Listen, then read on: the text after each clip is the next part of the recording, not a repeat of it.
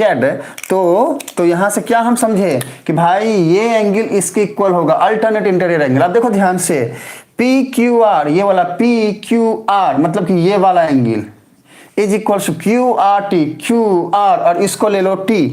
क्यों टी? क्योंकि देखो ये ऐसा था और आर टी था, तो इसको थोड़ा सा आगे बढ़ा के ये टी ले लो और क्या, ठीक है। तो क्यू आर टी ये दोनों इक्वल है। ये इक्वल हुआ कैसे? ये इक्वल हुआ कैसे? हम जानते हैं ये इक्वल कैसे हुआ है। देखो हम यहां मेंशन कर देंगे अल्टरनेट इंटीरियर एंगल। देखो सुनो, हमने क्या लिखा? हमने लिखा कि भाई पी क्यू जो है वो एस आर के पैरेलल है, पी क्यू जो है वो एस आर के पैरेलल है, और साथ में क्यू आर जो है ट्रांसवर्सल है। तो दो पैरेलल लाइन को एक ट्रांसवर्सल कट करता है तो अल्टरनेट इंटीरियर एंगल क्या होते हैं? सेम होते हैं। तो वही बात मैंने यहां पर लिख दी है। तो अब हम जानते हैं कि भाई क्यू आर टी, देखो यहां पर कहीं पर लिखा होगा, देखो ये, इसको देखो ध्यान से, क्यू आर टी गिवन है ना 65 डिग्री, तो लिख दो क्यू आर टी कितना डिग्री है? 65 डिग्री है।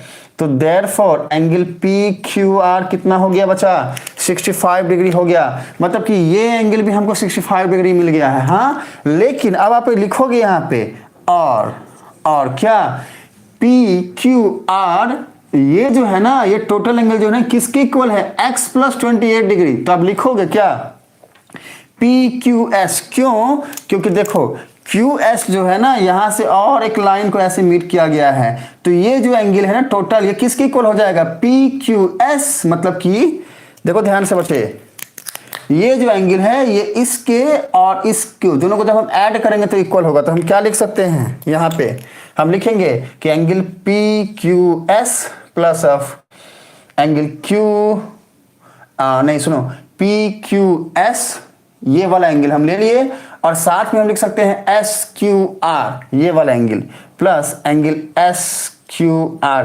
क्यू को ही तो बीच में रखना है ना दोनों को, इक्वल्स टू 65 डिग्री। अब देखो ध्यान से बच्चे, और एक बात हमें गिवन है एस क्यू आर, यहाँ पे देखो ध्यान से S Q are 28 degree given है, तो यहाँ पर लिख दो। अच्छा सुनो, यहाँ पे तो और कुछ करना नहीं है ना, ना यहाँ पे कुछ नहीं करना है। हाँ, अब ये वाली बात जो है हम लिख दिए। अब तब यहाँ पर क्या लिखोगे? देखो ध्यान से, angle S Q are, angle S Q are ये जो है ना यहाँ पे है ना, तो यहाँ पर लिखोगे कि और angle P Q S plus, अब कितना है ये 28 डिग्री इक्वल्स टू 65 डिग्री। अब ये हमने क्या किया है यहाँ पे, तो यहाँ मेंशन कर दो since angle S Q R equals to 28 degree. अब इसको सॉल्व करोगे तो therefore angle P Q S equals to 65 degree minus of 28 degree equals to क्या आएगा? 37 डिग्री। मतलब कि एंगल पी क्यू एस आ गया, ये वाला एंगल आ गया। अब ये एंगल था क्या? यही तो x था, तो हमको x मिल गया। तो अब क्या लिखोगे कि भैया यही तो पी क्यू एस ही तो x है, तो लिखोगे x इक्वल्स टू 37 डिग्री लिख दोगे यहाँ पे, और देयरफॉर या फिर therefore x equals to 37 degree. दिख रहा है ना मैंने जो लिखा है वो दिख रहा है ना? हाँ, मैंने जो लिखा है वो दिख रहा है ना? मैंने जो लिखा है x इक्वल्स टू 37 डिग्री दिख रहा है ना बच्चे? जल्दी रिप्लाई करिए, सारे बच्चे रिप्लाई करेंगे। मैंने जो अभी लिखा है x इक्वल्स टू 37 डिग्री वो दिख रहा है ना?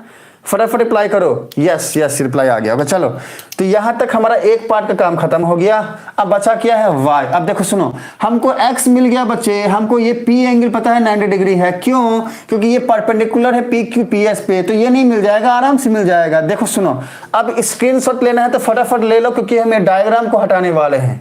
और नहीं तो रुको, मत हटाओ, हम यहाँ पे जो है शॉर्टकट, यहाँ पे जो है जगह है ना कुछ, यहाँ पे निपटाते हैं। रुको रे, तुम निपटा देते हैं। देखो सुनो, आप सेकंड वाले में हाँ, और अगर आप सब डायग्राम को हटा पाते तो और अच्छा रहता है, लेकिन अगर नहीं हटाते हो तो फिर हम यहाँ जुगाड़ करेंगे।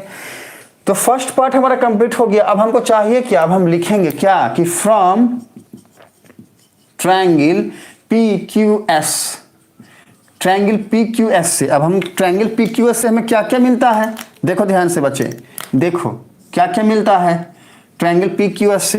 क्या मिलता है? हमारे पास angle P equals to 90 degree है। क्यों है ये? क्यों है? रीजन बताओगे? क्योंकि भाई पी क्यू जो है वो पी एस पे परपेंडिकुलर है। ये पी क्यू है पीएस पे परपेंडिकुलर है, और जब परपेंडिकुलर की बातें होती है तो एंगल होता है 90 डिग्री। ये बात हमें पता है और ये ध्यान रहना भी चाहिए, ठीक है ना।